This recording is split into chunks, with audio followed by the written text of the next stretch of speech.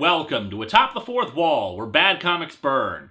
Can you believe US-1 had 12 issues? And I don't mean that as an insult. There have been a crap ton of horrible comics that, while lasting far longer than they ever should have, never managed to make it as long as US-1. Although let's be fair, US-1 is not exactly the stuff of Eisner Awards. The fact that a comic that was supposed to promote slot cars lasted this long and was so damn fun is pretty incredible. And it is crap, but still it's entertaining crap. And isn't that all that matters? The answer is no. And I do apologize that it's taken me this long to get back to the series. A lot of episodes are scheduled months in advance, and there's other stuff that I end up wanting to talk about. Plus, because I try to alternate what I'm reviewing every week between Marvel, Independence, and DC, it spreads the material out a bit. There's stuff that I wanted to get to this year that I probably won't end up doing. Hell, I've been doing this show for over 5 years, and I still haven't reviewed a comic featuring Greg Land's art. And yet we've still had so much crap that's probably worse than his tracing. Anyway, in the last 2 US-1 reviews, we met Ulysses Solomon Archer, because the writer couldn't think of any other names that started with a U to make his pointless USA acronym. He's a truck driver with a metal plate in his head that lets him pick up CB radio transmissions, and he has a James Bond-esque trailer truck with weapons and advanced technology. He's even fought at least 2 supervillains now, despite the fact that he is a trucker. Then again, I review comic books on the internet, and yet I have fought multiple supervillains, and I regularly go up into space, so who the hell am I to complain? Let's just dig into US-1 number 3.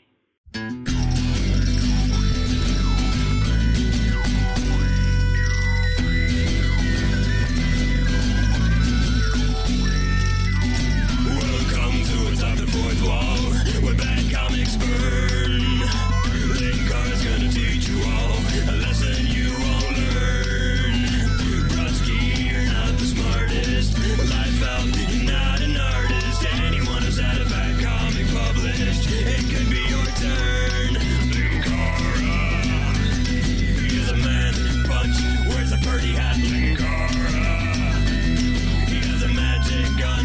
Where'd he purchase that? Linkara,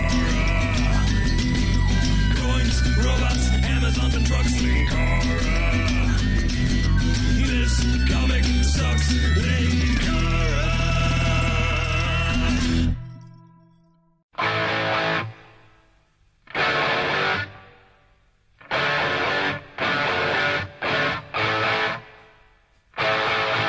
The cover is... wow. I'm not entirely sure what the hell we're looking at, though it might actually be hell from the looks of things. This cover is pretty cool, actually. Obviously, we have US-1 traveling on the edge of some cliff, but a gigantic figure is standing on the trailer of the truck and trying to make himself look big. Yeah, sometimes images like this are menacing, but when you actually stop and think about it, it's kind of silly. Wooga booga booga booga booga booga booga! There's even what looks like a demonic slip and slide there. Check it out, those demons know how to have fun. Rhyme of the Ancient Highwayman. Considering the Highwayman in issue 1 was an evil demonic truck driver, did the Ancient Highwayman have a semi too? Also, better be careful there, Highwayman. Half your audience won't like your rhyming. We open on a splash page that, well, I'd better just let the narration explain it. A colorful semi speeds across a hellish alien highway as demonic spirits sear the air. Ah, so he's driving through Wisconsin. Why? Close behind, a dark truck roars in hot pursuit. The maniacal laughter from its cab cuts a cold swath through the torrid air. Ha! I love these David Sedaris books on tape. Hilarious! It seems the creative team at this point realized how utterly absurd the entire premise was and just decided to roll with it. Check out the credits. Written with tongue-in-cheek, penciled with fine technique, inked with hardly a leak, concept made up in only a week, lettered with nary a peak, colored with a brush antique, edited by a man with a very large beak, instead watched the Twilight Zone episode Night of the Meek. Behind the wheel of the first truck is U.S. Archer. He drives like a man whose very life is at stake. In fact, it is! So he's driving appropriately then. And up ahead is our villainess from last issue, Midnight, who cracks her whip at US-1. The Hypno Whip is somehow able to get him to slow down and flay the very flesh from his skull. Ugh. To reveal all the cyborg bits in his head that basically made it into a CB radio. And of course, it was all just a dream as he wakes up screaming. Hellish nightmares about demons, death, flesh getting flayed, and dominatrix supervillains. Just remember, this is a comic promoting slot cars! The screams get the attention of everyone else in the place, including his adoptive parents Papa Wheelie and Wide Load. Yes, seriously, those are their nicknames if you haven't seen the other US-1 episodes. It also gets the attention of Mary, whose nickname is probably Stink Radish or something, knowing how this comic likes its bizarre nicknames. Later, US is talking to Wheelie about the dreams concerning the Highwayman. Mary wonders who the hell that is, and US recaps the events of the first issue and how his brother was killed in the Highwayman attack. An old man overhears who kinda looks like Doc Scotty from Neutro, like some other characters I've seen as well. What is it about balding old guy with bushy white mustache that makes it such a repeated character concept? Anyway, he says he's heard of the Highwayman, and he apparently has heard his origin story. The legend of how he came to be. He started out back in the early days of trucking, a strong young buck. It's not often you see a trucker who was also a deer, but he was special like that. At the time, he was apparently the best trucker ever, but then time went on, he got older, and better technology for trucking rigs came, and people began to overtake him. That's the way of things, of course, but he just couldn't accept it. Yeah, he was also kind of an idiot. He went looking for supernatural ways to fight off the ravages of time. Considering that the majority of his work involved driving a truck while sitting, the idea of just investing in a better truck apparently didn't cross his mind. I am sorry, my son, but the Ancient One cannot help you. Be content with your lot. Okay, this is hilarious to me. You know why? The Ancient One is the mystical figure who was Doctor Strange's mentor. The dude is the one who made Doctor Strange the Sorcerer Supreme. And the Highwayman came to him in order for him to save his reputation as the best trucker in existence. And just to firmly cement that US-1 is in canon with the Marvel Universe, the guy then seeks out a more obscure Marvel sorcerer called Aged Genghis. Oh, Aged Genghis, grant me the secret of eternal youth! Apparently the Highwayman wasn't paying attention to the fact that this dude's first name is Aged.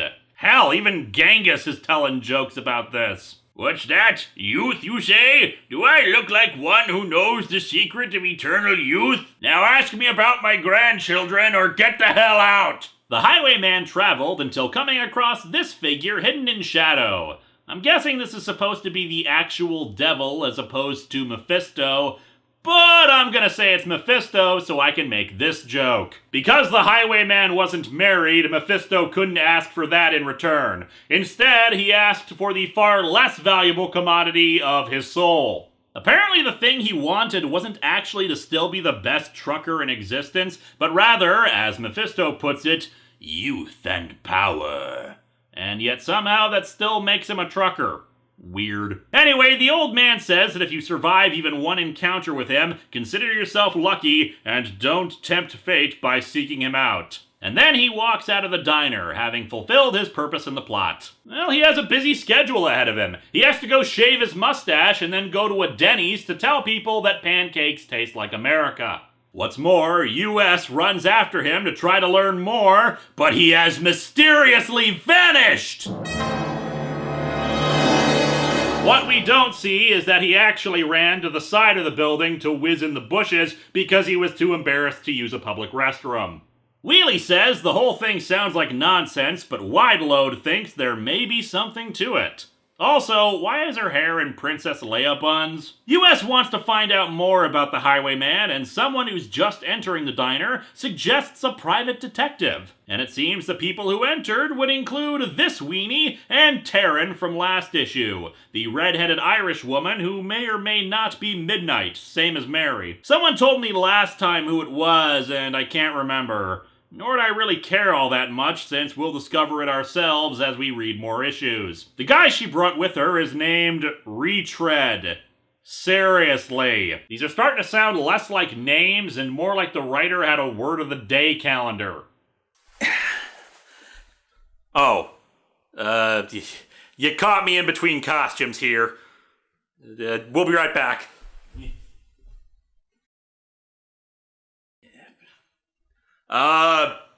Kaplopped or something. We're back. I'm running out of costumes! Taryn picked up Retread after his truck broke down a mile down the road. Everyone is introduced to each other, including re-establishing that Wheelie used to be a drag race champ. I just continue to be baffled by that fact. Did he drag race in a truck? They're not really the same kind of driving. Anyway, Retread says that he used to work for a private investigation firm, hence why he recommended a private detective. This comic established its own TV spin-off character before the 4th issue hit. He says he'd be happy to try to help US find the highwayman, even mentioning that the old man who disappeared hadn't really disappeared, that he and Taryn saw him driving away quietly on their way in. He and US rush out of the diner and into the truck, which now that I look at it in this panel is even more insanely huge than I thought. I mean, the thing was already ridiculous with the tech they installed into it, and I suppose it makes sense that you would need a larger vehicle for all the panels and controls that are hidden away under the main dashboard, but geez, does that thing even fit inside the traffic lines? Given the direction he was headed, they feel they'll be able to catch up to him without him turning off somewhere. And now we get some insight into Retread, which surprised me because I figured we were setting him up so that he would be a villain or something and US would just be an idiot. But nope, we get to see the inner working of the man named Retread. Whew, this guy doesn't waste any time. Wonder what drives him so. He seems like a nice guy. In fact, I kinda like him already. Boy, I'd sure love to retread him. What the hell does that even mean? Brain, your ability to think up innuendo is starting to fade. He has a sense of purpose, a direction in his life, something I never had. Perhaps you'd have an easier time finding direction if your name wasn't so stupid. Somehow, I can't help but think that this is gonna be the beginning of a long-lasting friendship. Okay, I'm taking bets on how long before he dies tragically and US holds the dead body in the La Pieta pose. Come on, this is superhero comics. It's gonna happen. They spot a convoy of trucks moving in on the old guy's truck. They must be agents of the highwayman, sent to capture the old guy because he knew too much. Knew too much? It's a legend! The highwayman is already considered a boogeyman figure that many don't believe exists, so why the hell would he need to take out guys who knew he made a deal with Satan? And what the hell does he care if they do know he made a deal with Satan? What does that change? Not to mention, the dude is already a being with supernatural powers who drives around in an equally supernatural truck. What the hell does he need trucker minions for? And really, can you imagine some demonic trucker giving instructions to his minions? Breaker, breaker, I've got a bogey getting in on my front door that I want you to make a signal 7 out of. Come on back. However, the trucks somehow pull a 180 and face US-1. Now it looks like they're all still moving in the direction of our hero, and yet they never seem to get any closer. It's weird. And I think they're shooting lasers at US-1 too. Man, the trucking industry really goes for the most cutting-edge weapons technology. However, they do spot on the ramp below them, somehow, that the old guy is getting away, so they've saved his life. The minion trucks try to ram US-1, but fortunately the truck has a special fuel, courtesy of Wheelie, that lets it speed between the two trucks, causing them to hit each other instead. There are still 3 more trucks, and US takes out one of them by, I have no idea. It looks like they just kind of tap into each other, and that somehow sends the other truck flying into the air and upside down. Anyone else suddenly have the urge to play the game Big Rigs? No? Well, good. Nobody ever should.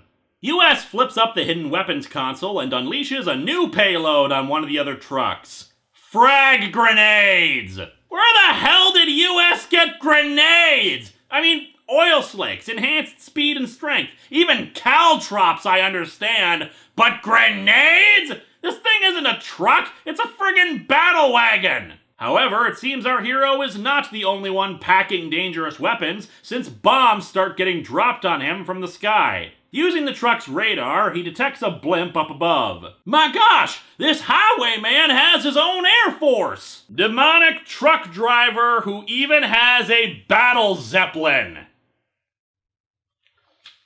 I am throwing up my hands as hard as I can! And okay, I know I used this clip last week, but for crying out loud, the highwayman has air support! We were discussing air supremacy, Sir Arthur. The two realize they're severely outgunned even with the advanced tech they have in the truck. What, you're telling me they didn't install a surface-to-air missile launcher in this thing? Or has that part just not come in yet? They decide to try to fool the blimp by taking some evasive action, then wait for a bomb to hit close, and then turn on the truck's smoke screen. That way it'll look like the truck has been hit and taken out of the fight. And it works, causing the blimp to pull back. All the goons of the destroyed trucks get into the remaining ones and hightail it out of there. They decide to wait a little bit and then track them with the radar, but they spot the old man's truck in a nearby canyon along with the other trucks. Figuring that they must have somehow caught up to him again, US decides to head down and try to help him. He gives Retread a flare gun so that he can cause a distraction while he sneaks down with the truck to try to get the old man away. But Retread apparently doesn't have good treads on his feet, since he slips and starts randomly firing the flare gun everywhere. And the rocket's red glare, the flares bursting in air, gave proof in the night that Retread was still there. Is that the rhyme of the ancient highwayman? Gotta say, it's far less original than I thought it would be. Retread starts sliding down the edge of the cliff, which sets off more flares. And sets him on fire. People always said I was a flamer, but this is ridiculous! Okay, I was trying to tone down the innuendo about him making googly eyes at US, but what the hell else is flamer supposed to mean? But indeed, it provides a distraction, and US gets in closer to the old man. However, the goons counterattack. Even as US employs his metal-hard skull to fight off his attackers, Retread manages to more than hold his own, sparked not only by the burning desire to aid his new friend, but by the fact his pants are on fire. There's really nothing I can add to that. US charges through the goons as best as he can with the old man in tow, but eventually they hogpile him. Fortunately, he still has the absolutely ludicrous silver dollar remote control system for his truck. In fact, this thing is still so ridiculous that there's an editor's note reminding the audience that they didn't just pull this out of their asses right here, that it was indeed established in the first issue. The truck scares off most of the goons, but the remaining ones have a tug of war with the old man and US. After a punch to US's face, though, he accidentally grabs the old man's face, ripping it off. Well, to be accurate, ripping off the mask he was wearing. It was a disguise! Yes, fool, a disguise! Why, it's Old Man Withers, the guy who runs the haunted amusement park. And I would have got away with it too if it hadn't been for you snooping kids. No, it was the highwayman who cackles and then just leaves with all the goons. US just stands there holding the mask. Okay.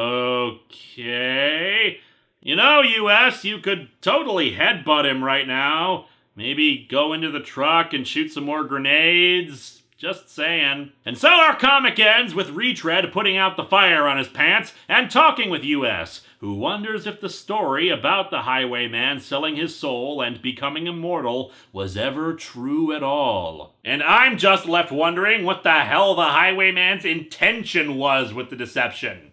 Anyway, this comic sucks, But dear Lord, is it gloriously so bad it's good. And fortunately by this issue, the creative team really seemed to understand that it was so bad it's good, because there's just a great atmosphere of fun in it. Unlike the poor comedy of, say, Marvel, this one just becomes funny out of how ludicrous it all is, while not leaving its pseudo-superhero trappings of action scenes and a supervillain. And believe you me, it's not gonna take me another 2 years to talk about US-1 again. Stay tuned in the coming months for more.